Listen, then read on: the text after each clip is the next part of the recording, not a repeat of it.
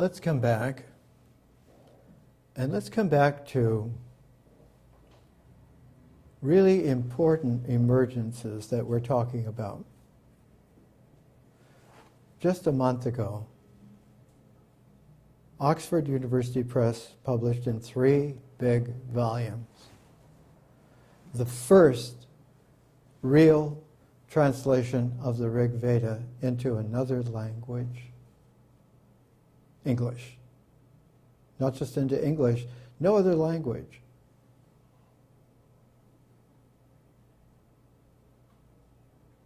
We're talking about thousands of years. The head person for this was a very wise woman who happens to teach here at UCLA in Los Angeles. Stephanie Jameson. One of her inspiring teachers was Wendy Doninger,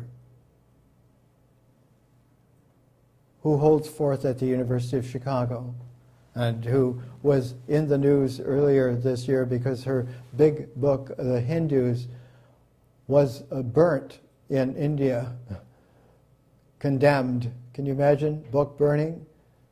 A professor of the University of Chicago who has about 25 books to her credit. But Stephanie Jameson learned under the aegis of Wendy Doninger, who learned under the aegis of Mircea Eliade. He went to the University of Chicago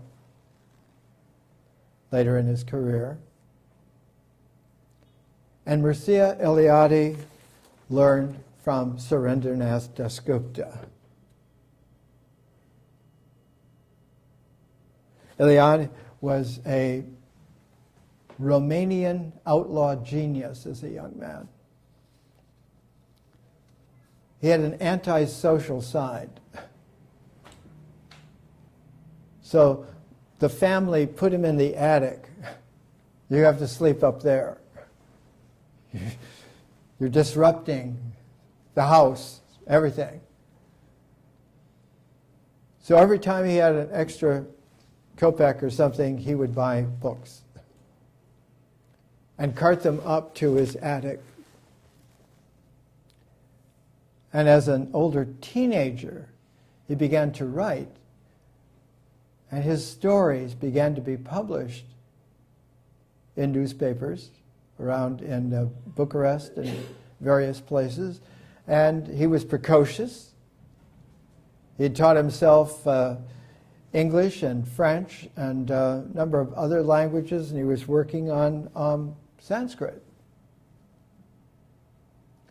So he got himself through what the Hebrew phrase, I think, is chutzpah. He got a prize apprenticeship in India under the distinguished Surendranath Dasgupta at the University of Calcutta. And he went there as a brash outlaw genius from Europe.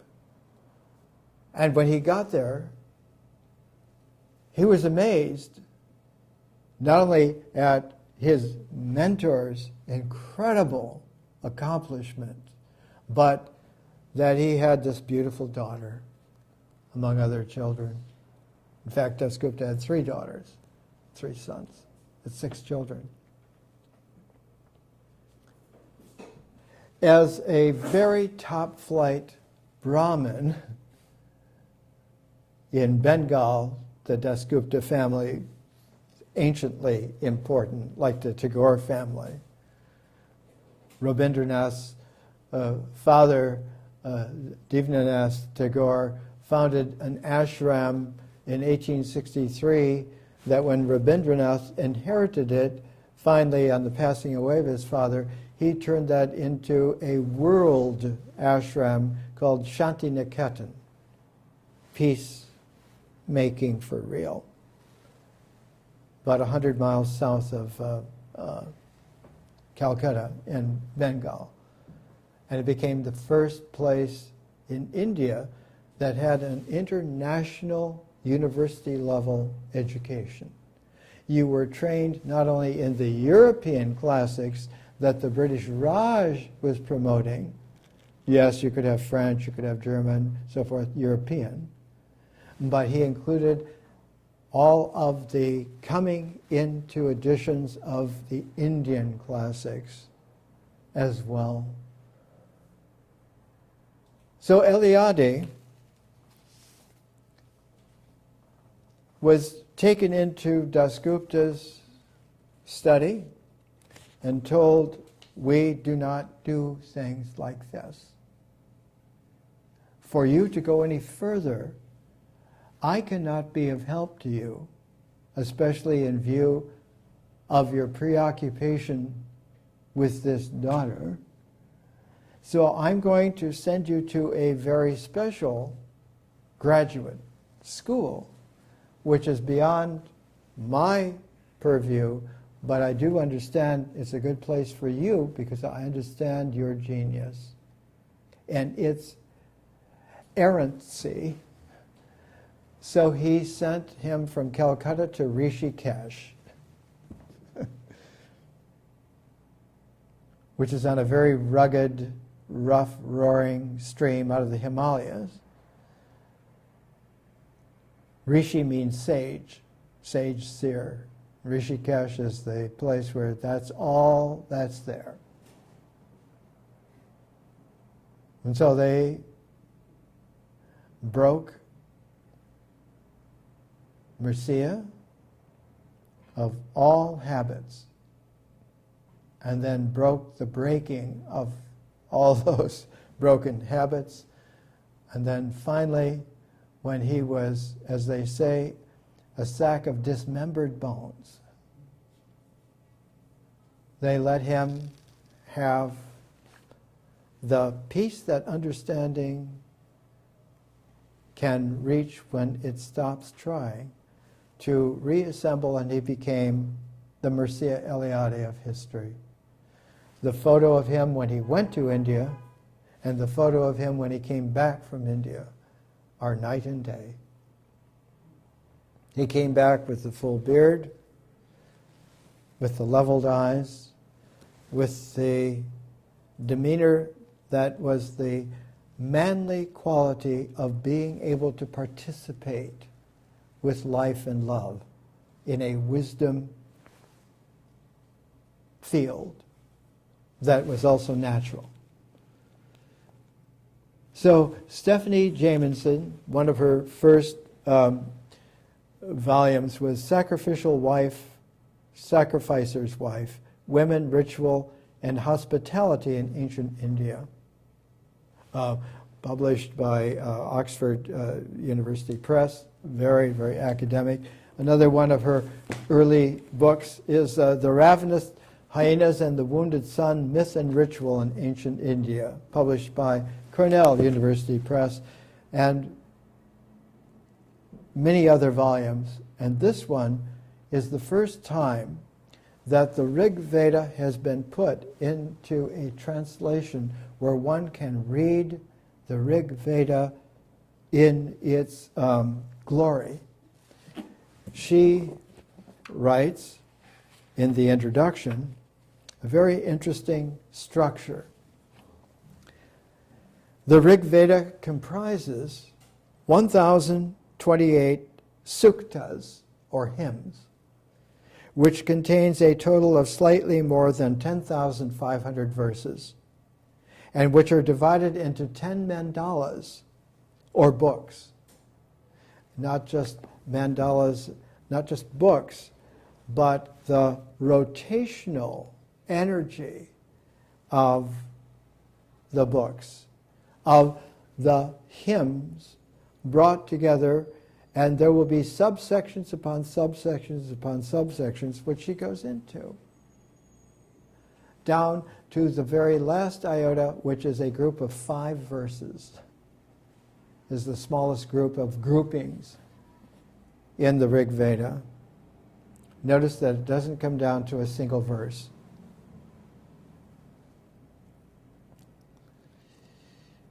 Within each mandala, there's a further division of the hymns into anuvakas, or recitations, bunching together several hymns. The anuvakas are what can be remembered to recite without any text. It is a memnonic ordering. And the ability then is that the recitation should be seamless.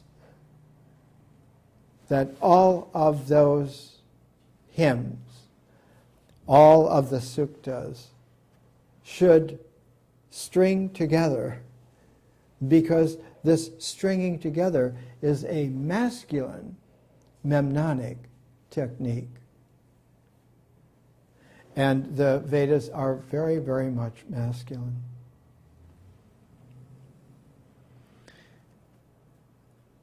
The number of hymns in an anuvaka varies within a mandala, and the number of anuvakas in each mandala varies from mandala to mandala. As its name suggests, the anuvaka division was created principally to provide convenient units for memorization and recitation. Although this division is occasionally indicated in editions of the Rig Veda, we have not included in this translation. This translation is not about a masculine, memnonic order of orders that's been put onto it so it can be delivered piecemeal in rituals, in ceremonies. Because this Rig Veda, complete in English, is meant to flow not just in a continuity, but as a continuum. That the continuum is a context without limits. It has no shape. So that the language is informed as a poetic, that it is not stylized. Though the Veda, and the Rig Veda as the Ur Veda, has stylization, layer after layer after layer after layer. But one of the keys to it, and she brings it out, and there are many other levels. There are, for instance, a second division of the Rig Veda corpus into 8 astakas. Not just the 10 mandalas, but 8 astakas. But this is a purely mechanical arrangement also created to facilitate memorization. She's left that out as well. This Rig Veda in English is not about memorization. It's about remembering. If you do not have the dimension, the quintessential 5th dimension of vision operative, this is not going to be very appealing to you, because it doesn't have any dicing up. It doesn't have any sliced bread quality. It's not made like sliced bread. It's not made for the rituals. Those Vedic rituals are well and good, and they have their place. But as we showed a couple of presentations ago, the number one God, and always in the Rig Veda, the hymns are devoted to a god. The most popular of those gods is Agni. The second most popular is Indra. Indra is always famous as a Zeus-like god with the thunder and lightning capacity to vanquish any kind of obfuscation, but he has helpers in this, the yatis, who are the very important people. The wealthy, the famous, those people like Indra. But the people who like Agni because he's not really a part of that political, economy, priest-like cabal.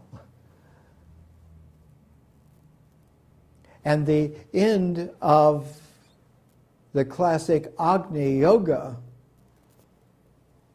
Vedic ceremony is that the whole set is burned in fire.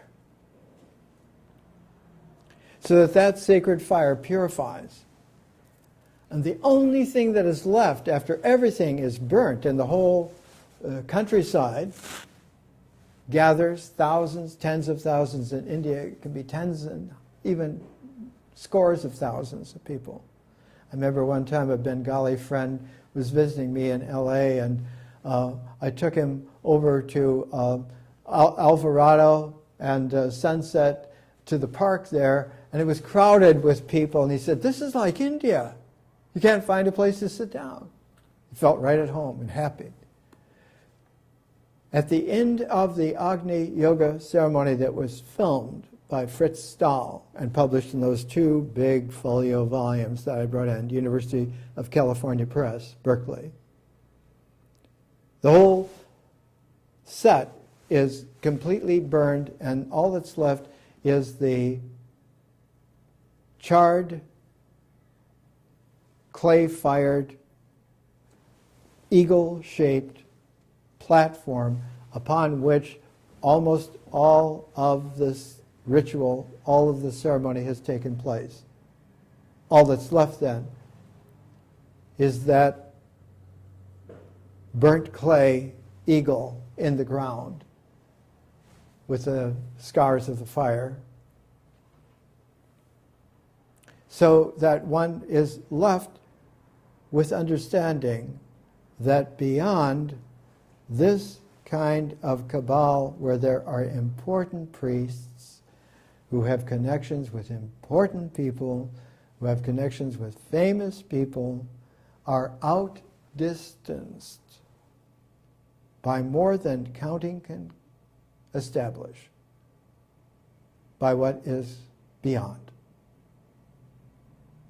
That's ancient India, pre-Vedic India, which is still extant, but extant in a way that is purposely not mentioned.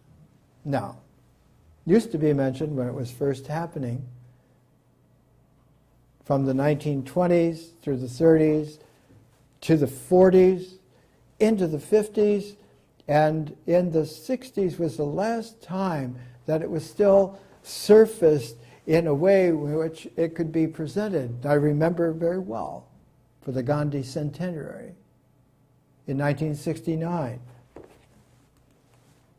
When this reprint of this volume came out, and I bought a copy in 1969 in San Francisco, this copy, was the Gandhi centenary. And the World Without War Council in Berkeley were the liaisons with the Gandhi Peace Foundation. And I was the American representative of that liaison with TMP Mahadevan in India, the Gandhi Peace Foundation. And we put, because we had a large donor set, we put the 10 most important Gandhian books into a set and put those sets in every major library in the United States as part of the Gandhi centenary. And one of those volumes was a reprinting in Berkeley. We used the same press that the UC press used. Gandhi, His Relevance for Our Time.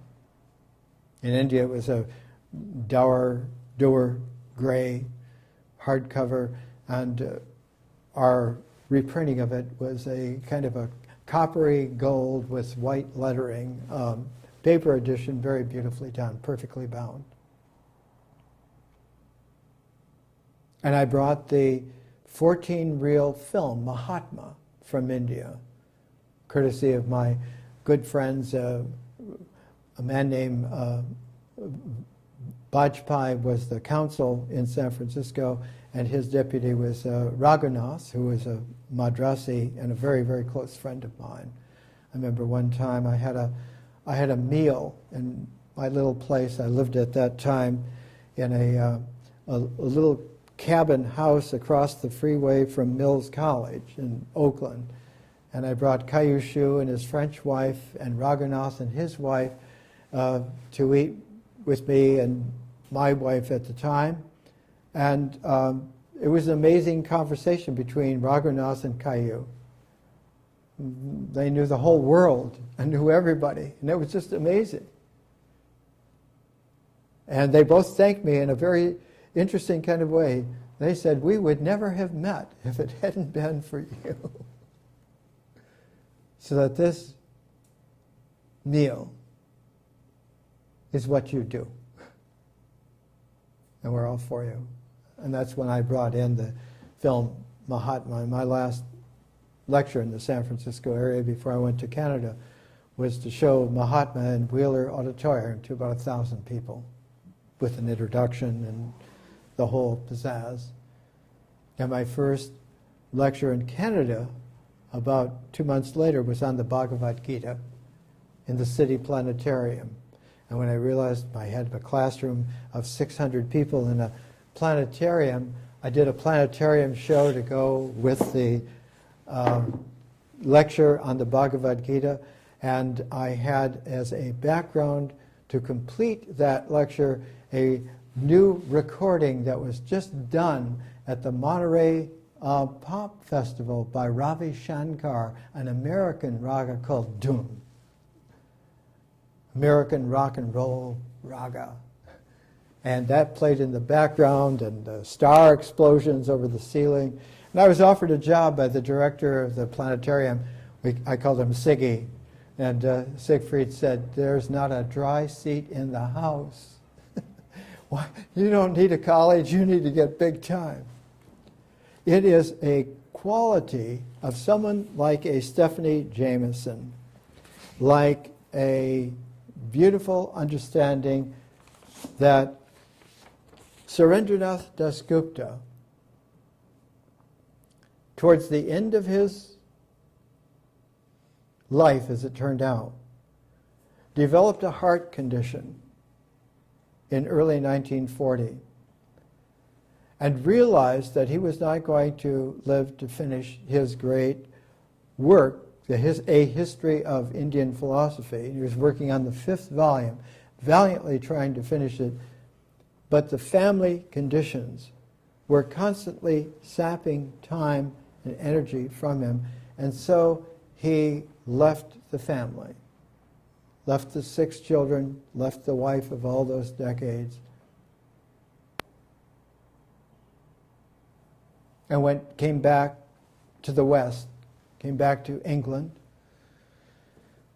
came back to be near the Cambridge University Press that was publishing his work, and came with his #1 student, Surama, who eventually became his second wife, because she tended him for all those last years, tended him not just in keeping his health and his quiet, but of helping him because she could read Sanskrit as well, was a doctor in her own right, and devoted her life to that. And after he passed away,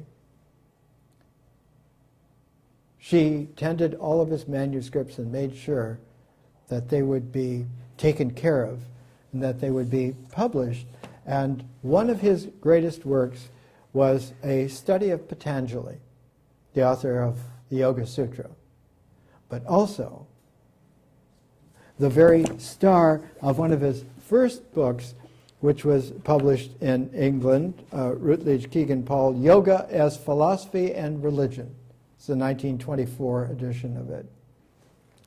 But Patanjali, not only famous for the Yoga Sutra, but he is world famous also because he wrote the Mahabhyasa of Patanjali, a commentary on the first Anikas, the first 4 sections. Anika in Sanskrit is section, which is Patanjali's commentary on the great grammar of Painini, who turned Sanskrit into the first language to be indexed completely in terms of syntax and grammar, vocabulary, in terms of a poetic, of a spiritual poetic. And Painini's grammar is so nitpickingly detailed that it is like trying to enter into an ocean of elegance and erudition. Later on, one of the great Romans, Quintilian, did a study of Latin in that kind of a detail. Quintilian has 4 volumes of the Loeb Classical Library from Harvard. But Dasgupta was the first person in history because he knew all of these other manuscripts, because he edited them. He not only read them, he put them together. He wrote commentaries. He arranged them. Like Sir John Woodroffe as the example before him. He took seriously that what we're dealing with here is an ocean of wisdom that has never been indexed before. This group, this sect, that sect, they know this or that or these few or those few. None of them have looked upon the ocean, have seen the sun rising to a dawn of the conception that has happened, because one has understood that this scale of wisdom is not only an ocean, but there's a whole planet with various oceans, and this belongs with them because the currents that go through all these oceans come into play together. Like the Gulf Stream that Benjamin Franklin was the first to discover.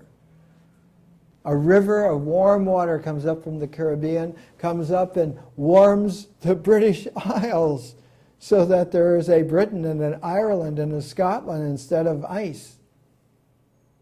Across the same longitude, you'll find Greenland and Iceland.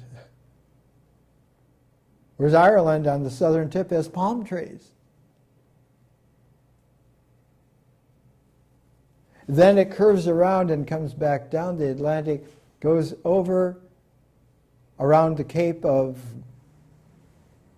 where Cape Town is in South Africa, circulates in the Indian Ocean, goes into the Pacific, circulates there, comes back around, down through the tip of Tierra del Fuego, back up into the Caribbean and back up towards the British Isles. There is a planetary Gulf Stream in all the oceans of wisdom. And Arthur Avalon served as this beacon lighthouse for someone like a Surendranath Dasgupta to be able to bring into play the scalar that one person can understand it all, can have read it all, to the extent that they not only read it but edited it, wrote commentaries on it. And so Dasgupta's great Mahabhasa is a great commentary on potentially, from the standpoint of potentially having written a great commentary on Painini, who did the original work on this. And so one comes across again and again the realization that all of this is peculiarly intertwined. And if you look at the eyes of the goddess, she has those eyes in ancient Sumeria, because this is from ancient India, pre-Vedic. The Vedas are just 1500 BC. That's very recent. The Vedas only date from the time of Hatshepsut in Egypt, who came 1,500 years after the beginning of dynastic Egypt, which was hundreds of years after the pre-dynastic. This is the high priestess singer, and she sings the hymns of Enheduanna in the temple, who was the daughter of Sargon of Akkad, whose trading empire went from Cyprus to the Indus. And the eyes, these eyes go back to ancient Samaria, even before it began to have cities and city togethers. And you notice that there are pairs of eyes and then there's a pair of pairs. That's because sometimes the eyes belong to a couple, a male and a female, whose presence is shared. And one then can trace this not only back to ancient Samaria as well as pre-Vedic India, but one can trace it back to the early Celtic wisdom. This stela is on one of the islands that belongs to Britain off the coast of France. It's the island of Guernsey. Guernsey specializes in cows, just like the neighboring island Jersey specializes in a different kind of cows, because the cow is the ancient talismanic beast that gives the milk, the cheese, the sustenance of the Egyptian Hathor, who's always presented as the cow. This is the great goddess, and the center of her infinity are the pair of breasts. And the eyes and the breasts give this quality where there's an infinity that's there in this Anahakra chakra.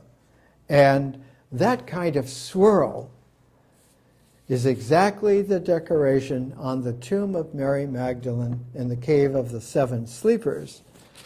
And it is something that we'll take a look at later in the year. One of the great linguists, the founder of Western linguistics, is Roman Jacobson. Here he is seated with his wife, Christina, and this is Dialogues, and Christina Poromoska, and it is the dialogues between the two of them about the poetic nature of language. Because linguistics was founded by Roman Jacobson, not out of an academic thing, but because he was an outlaw in St. Petersburg. He associated with poets like Mayakovsky, with all of the wild new developments that were coming in the 1920s. Yes, there are Bolsheviks, there's the revolution, there's all of this, but the turmoil was not just that of a political, military nature. It was because everything was being redone. And Roman Jacobson comes out of the same turmoil genius that Stravinsky comes out of, that Pasternak comes out of, that you find again and again resurfacing because someone takes the trouble to find out why it is that such sounds are what's important. And for Jacobson, he's the one that discovered that the unit of a poetic is the phoneme. It's the sound. The music of poetry is because the sound carries. It carries into a flow that can carry around the planet for all time. More next week.